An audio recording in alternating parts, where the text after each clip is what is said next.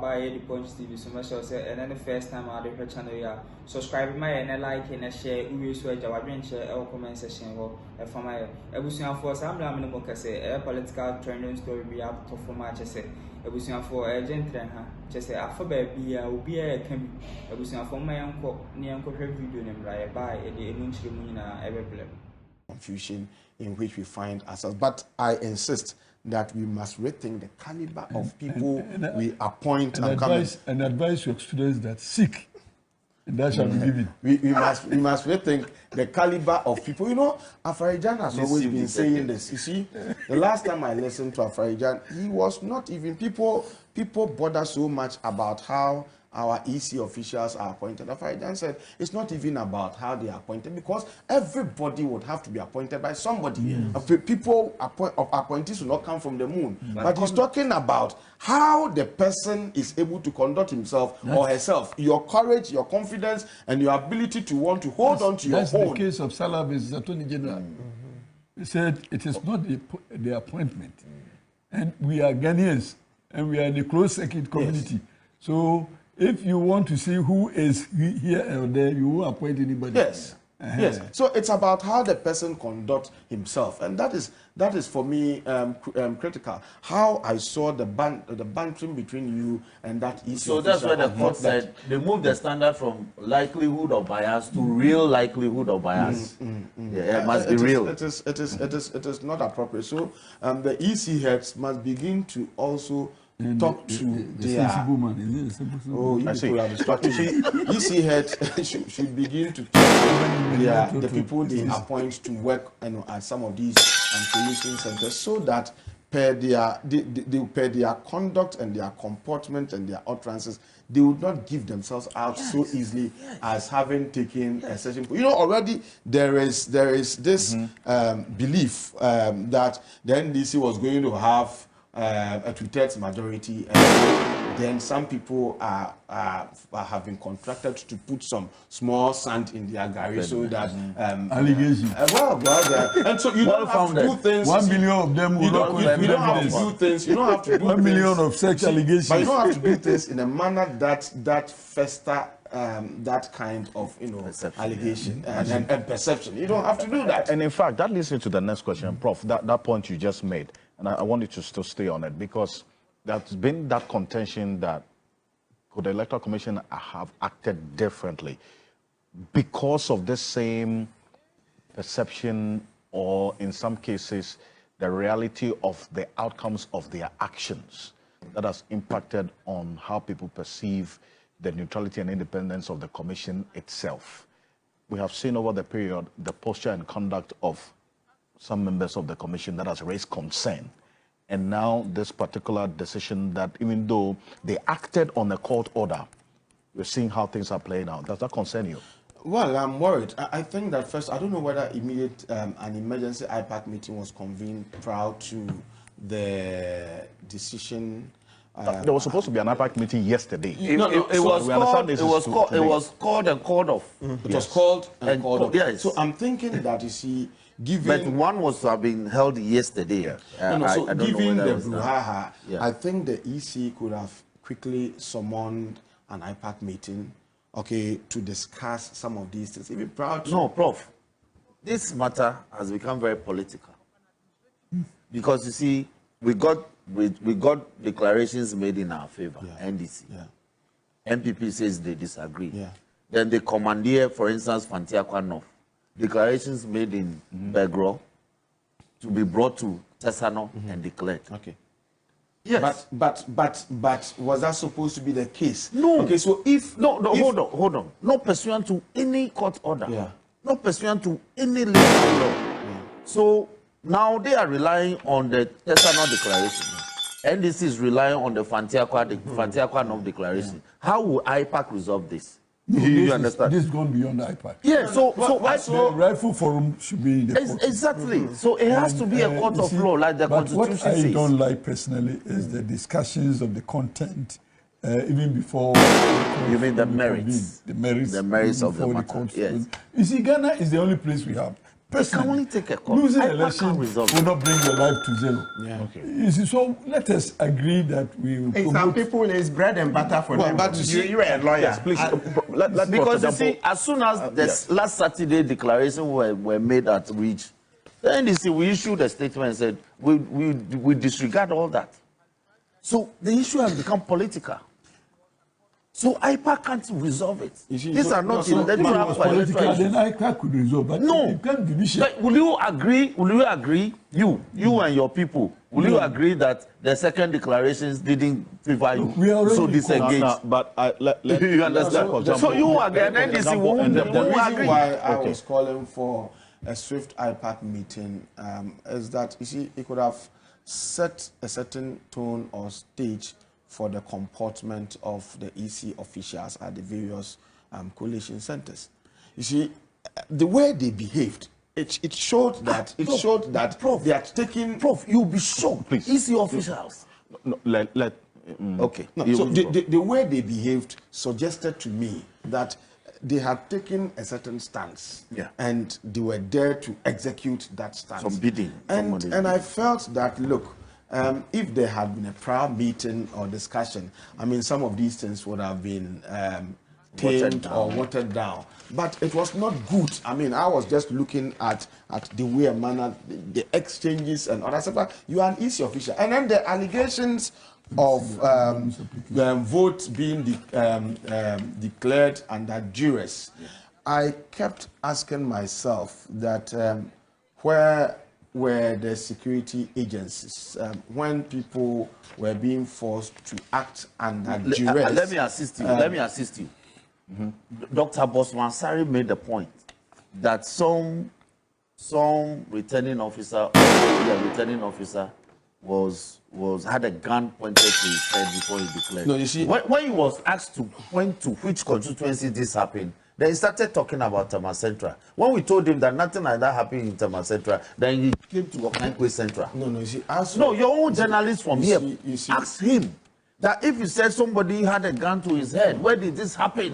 When these processes were covered by so many media houses. So it appears that he's been given some script to narrate. And he's stuck to that narrative. So you see why Bosmansari and Jim Mensah must go. I don't want to talk You about. see why they have to No, go. these are matters on record. I'm saying, I don't want to use Bosmansari's case as an example. As a Bosmansari. No, but as a high-ranking EC official, you don't feed into such a narrative. Let me make my point. Wait. I'm saying that I don't want to use his case as an example because.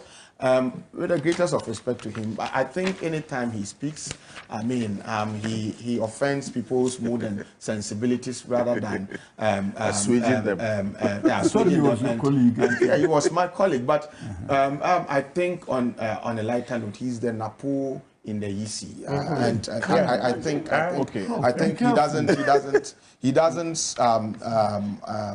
sound conciliatory. I mean, how do you say that those listen? In this case, Oh wait, I use it figuratively. I'm using it figuratively. He's a Napo in the EC.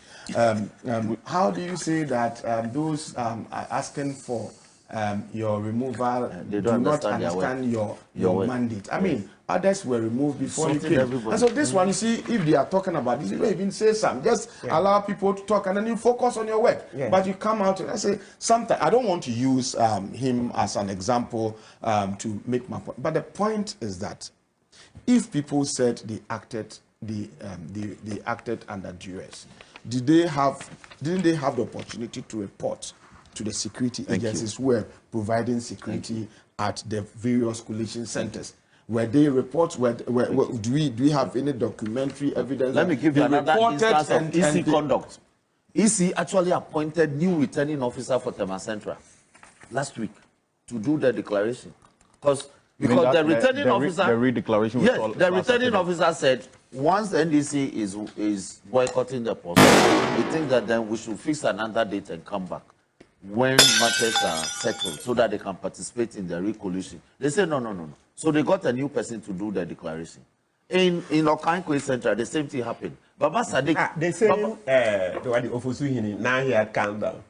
No, Ofosuhini is actually a EC director, metro director. It's not a returning officer. But he took over the process. Okay. But when our returning officer decided that once there's a disagreement, he will leave, they actually appointed a new officer for the same day he did the declaration. So that's the conduct you speak to. In other constituencies, they also got new officials. So it goes to EC conduct. Then that's incompetence. I am telling you. Oh, how? They appointed new people to actually supervise the process. So it was an agenda that has been set. So where were for that Saturday, it has to be done. Where were the original officials? They were the ones who were complaining that they were forced. They acted under duress. And my view is that you cannot have security agencies there policing election, and then you say they that were all fabrications, afterthoughts. There were comments made as an afterthought. Because you made reference to something Dr. Bosman Asari said in that interview that my colleague Beatrice Edo had with him. Let's take a listen specifically to what he said. Take a look. I think everything went on excellently. We've engaged a lot of the observers from the African continent, AU, ECOWAS, Commonwealth, the International UN. All of them seem to be happy with the process. Domestic observer, Kodeo, and everyone. How do you respond to the claim or allegation from critics that perhaps you are in cahoot with the NPP to prevent the NDC from absolute majority in Parliament? You can read my lips. The Commission doesn't care who becomes majority in Parliament. We don't care who becomes minority in Parliament. What we care about is that let's follow the law. Let's do the right things. Because if we want to become an effective society, a law-abiding society, let's make sure that anyone who wants to abuse our system is not allowed. And this one, we as citizens must rise up, regardless of whoever we support. We shouldn't support anyone who engage in abuse of the law. That one will not help us. So you're not even bothered about the claims that if it had not been transparency or vigilance on the part of the EC might have helped to rig the election? Oh. I know people say things to excite their base, but let's be very clear. It's the vigilance of the EC, the citizens, which has brought us to this point where parties themselves told themselves that, oh, by 12 May I would have gotten the results from all the polling station because of the measures the EC. But the fact that people outside the Electoral Commission were able to collate and give their results in time, and it took the Electoral Commission so long to do that, you don't think that that's inefficiency on your part? No, that's what I'm saying. When people are ignorant about a process, the way they comment about the process is different.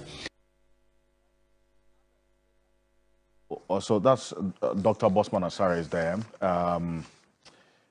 The Deputy Commissioner in charge of Corporate Services.